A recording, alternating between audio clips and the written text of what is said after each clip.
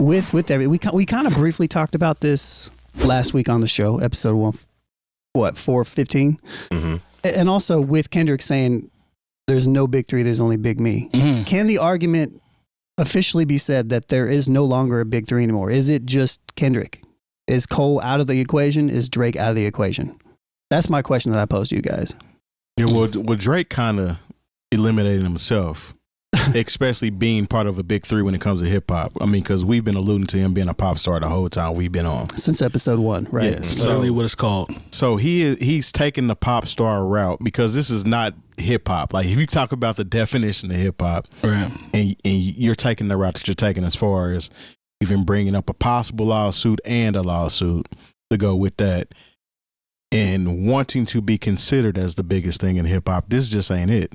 So he eliminated himself from being a big three hip hop wise, as far as I'm concerned. As far as J. Cole, he conceded. He really didn't want to smoke with the beef, and people say, well, he had to protect his personal peace. Okay, that's all. Fair. That's fair. That's cool.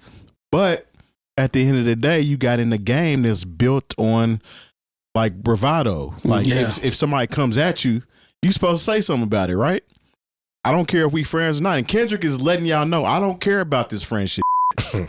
I'm here to rap. This is what I aspire to do. And anybody that steps in the ring is going to catch these hands lyrically. You know what I'm saying?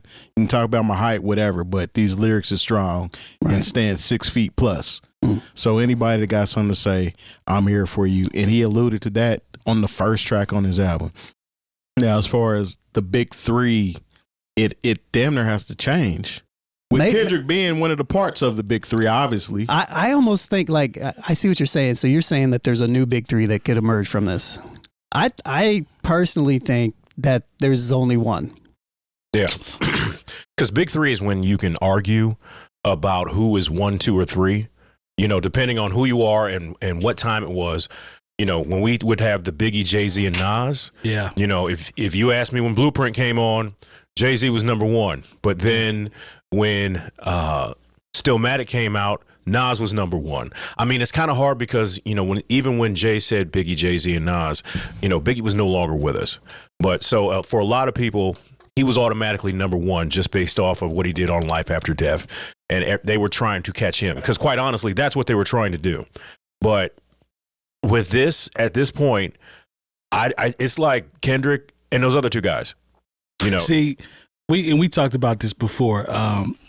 You know, Justin, you mentioned Tyler. We talked about Tyler, and I think Tyler has, with Chromacopia, he has cemented himself in the conversation because Kendrick. We'll set Kendrick over to the side, right? Okay. But the distance between whoever else is coming up behind him, Tyler is in that realm to me, just because of his consistency in all of his projects. And then leading up to this one, I'm a music nerd, so maybe I'm biased, but I enjoyed it.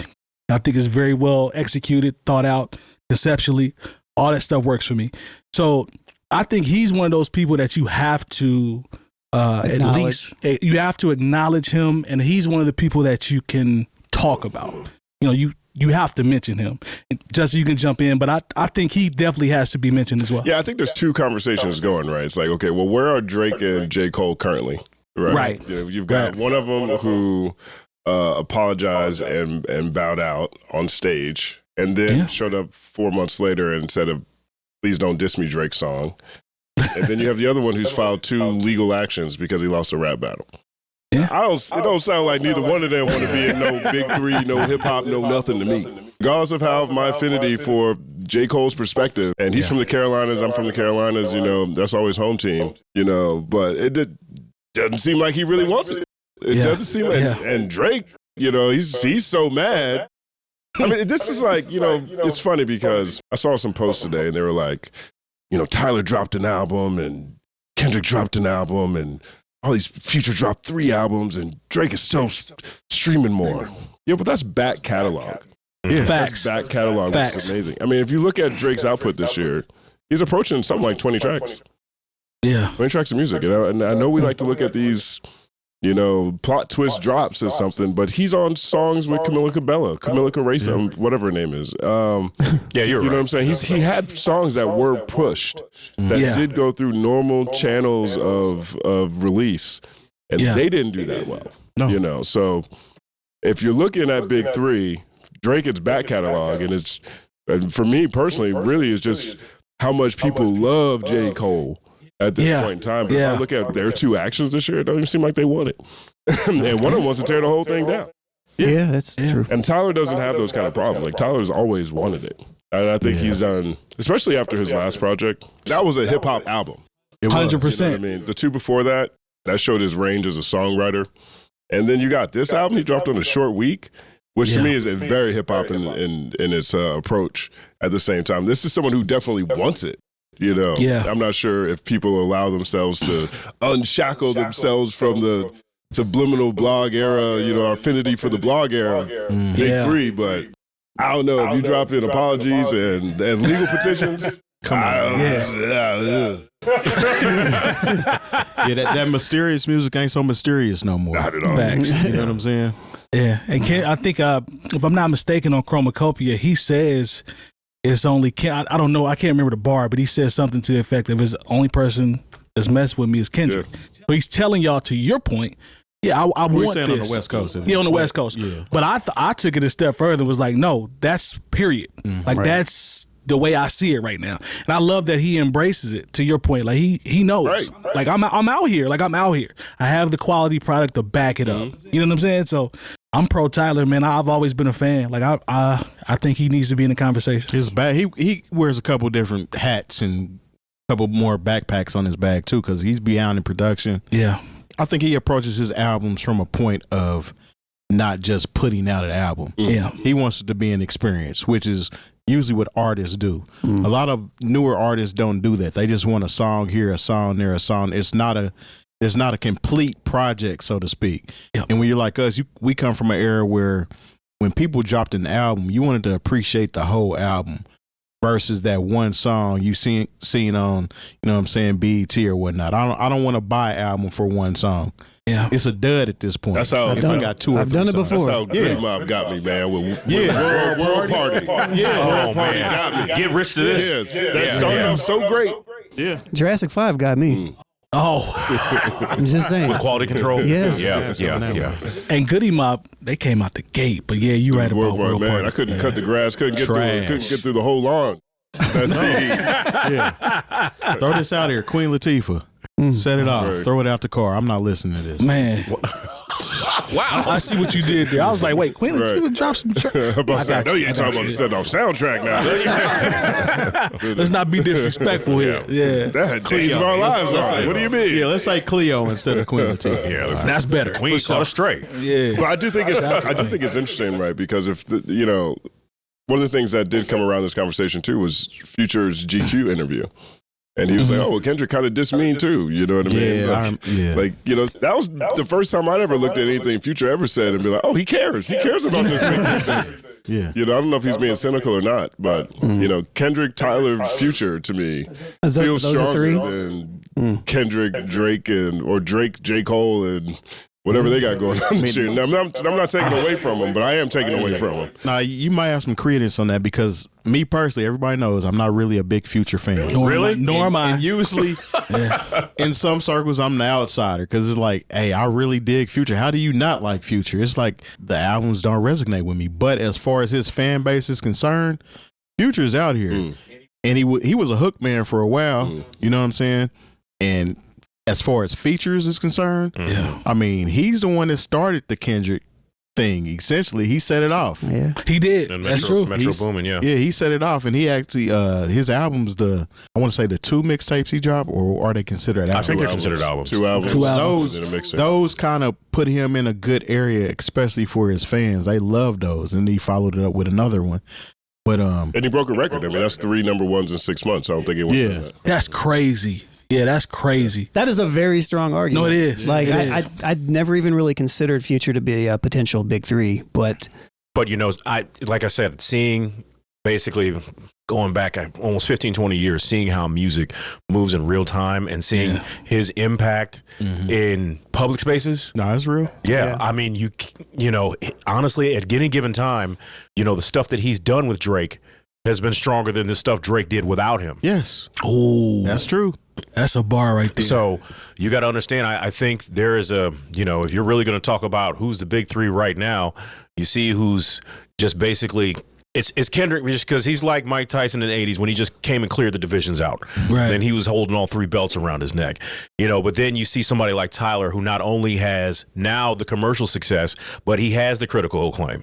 Yeah. And then you have somebody like Future who maybe doesn't have the critical acclaim and have the ear of certain hip hop fans. He has, for lack of a better term, like the places where the big speakers are. Yeah. And he has had that space for well over 10 years now. Facts. And he's also from a big hip hop lineage, that being the Dungeon family. That's true. And that used to always bother me because the music didn't correlate. I'm like, you from the Dungeon family, but the music is not matching the Dungeon. Your lineage is not adding up. But Here's how it lines up for me, though. please help me, bro. Help me. So, like with the Dungeon family, right, they were so about originality. Yes. Right? If you listen to all the different members from it was Outkast, whether it's Cool Breeze, whether it's Goody Mob, whoever it is, Shout out to Witch Doctor. Witch Doctor, right? Facts. They Facts. all rap differently. They all had their own style, right? Because you weren't really allowed to get on a track if you sounded like someone else in the crew. That's just kind of how, organized noise did it, right? Yeah. So let's say you little baby Future, right? And you're just sleeping on the floor, and you're in the studio. And there's Big Boy, Andre, Cujo, CeeLo, Big Gib, T-Bo, Witch Doctor, everybody. All these styles are in this room. And you can't rap like nobody else because that's the rules of the studio. Is there anything really left other than to just start mumbling? That is a great argument. Maybe there's no styles left. And that's how you get to where. I've never heard it presented because I've been saying this for years. So this is the first time someone at least makes me think about how he belongs in the lineage of the tree. Because to me, I'm like, he's over here, the Dungeon family's over here. I've always been that way. Yeah. I'll accept that though. I'll accept that. I'm not allowed to rap alike. I'll accept that because I didn't think about him sleeping on the floor. I didn't think about that. It's the only thing left. Yeah, I'm not mad at that. I'll accept that. This also makes the argument because this isn't new for Future. So this kind of makes the argument that maybe he's always been a part of it, of the big three argument, and maybe somebody else shouldn't have belonged in. Future been bubbling a long time. Yes. In Atlanta, in the South. Ain't no bubble. Like it's I'm talking about. He has a presence. Yeah, I'm talking about when he first started coming out. Future was out there. Well, his first song that he was out mainstream, I want to say, was it the Racks on Racks on Racks song? He was a feature on that song. The guy who sung it, I'm saying the guy who sung it was. Yeah. I don't even remember who he was. I can't remember right now. I can't remember either. No, I remember he did some. It was this cat named Rocco. No, that wasn't Rocco. No, it wasn't Rocco. No, that's not who did it. But I just remember there was a guy named Rocco. I remember Rocco. That's Monica's baby daddy. Yeah. Oh, word? Yeah. Okay. YC? Or at least one of them. YC?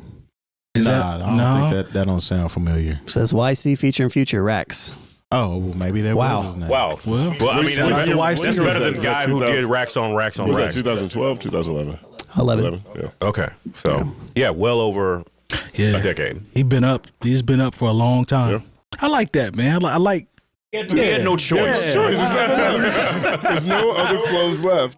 I'm not mad at that, man. But when he went by the different alias, he rapped differently. When he was like some Moonhead or I can't remember. He had a different name. I don't know the lore, man. He had a different name. Could you understand it when what is it, Moonhead? I can't. Like, I don't want to do him like. All right, cool. But it was something head. Did it sound different though? No, he did absolutely sounded different. He was on some conscious type. I wouldn't say all that. Yeah, okay. Calm down. It was a different type of rap. Okay. It wasn't the Future that we know today. Meathead. Okay. So he was a whole.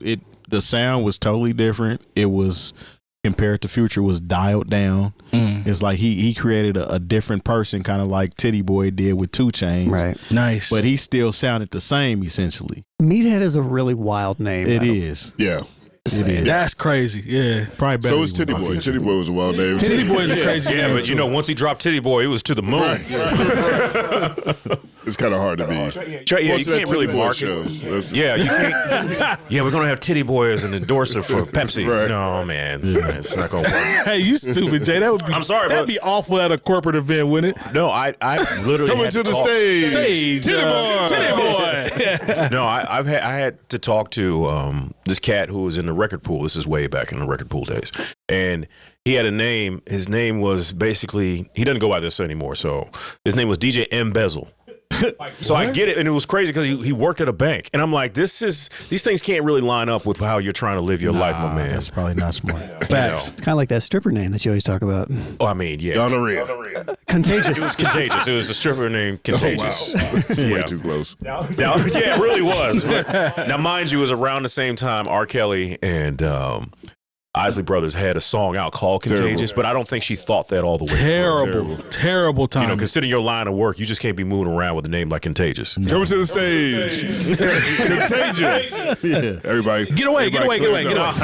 No, Yeah, nobody's sitting at the stage. I'll keep my I'm one. cool. Thank you She very might much. be contagious. I'm cool. Yeah, word. I will watch from this side of the establishment.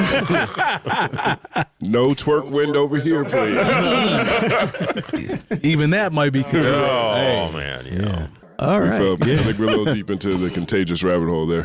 For sure. Contagious watching the show. No disrespect. Shouts to you. What do you mean no disrespect after It's too everything you late just for said? that. It's too late for that, ain't it? It's too late for I'm that. pretty sure after the song, when it ran its course, she probably said, let me go ahead and change this up. so contagious. I remember that record, Driving Me Wild. I remember that. Yeah. So are we going with the big three being Kendrick, obviously? Kendrick. You know, I was going. I'm still going to stand firm on it's only Kendrick, but I will say Justin made a very, very good point for Future. He did. So Would you say 3 number one? It was 3 number ones and 6 months, yeah. That's crazy. I think it's like That's can't crazy. argue with stats. Man. I can't. Like As much as I want to, I can't. Because as much as we say these things are manipulated, which they are, like I said, Oh, 100%. You know, at a certain point, you got to understand, like, the people vibe with whatever just like you just can't say, yeah, if it weren't for the machine, not like this would have never Not worked. like us. Yeah. You know, you heard that at bar that's the mitzvahs. remix. Not like, you heard that at bar mitzvahs. I remember. Not like Drake this. hates to hear they heard it at a bar mitzvah. Oh, yeah, that's bad. I see what you did. No, like there. literally, we Oh, played. there's all kinds of bar mitzvah videos. Yeah. For real, I'm not playing. No, I believe you. I We believe played you. Those that. yarmulkes are going up. Yeah. We played that song the day it came out in the club, and it went up. So this is before the machine could have even gotten involved. Yeah. I was at a DJ battle the day it came out. Yeah. And one of the DJs in the battle, it literally came out right before we went in. Yeah. He was able to download that song and play it during his battle. That's crazy. So that has nothing to do with algorithm, right? How's the crowd react? They went off. Yeah. Because it was like everybody's in their car listening to it before they go into this. Right. You know, because anytime Kendrick or Drake did anything at that particular moment, it's like everything stops. We need to partake in whatever happened. What was Drake's best moment in the battle?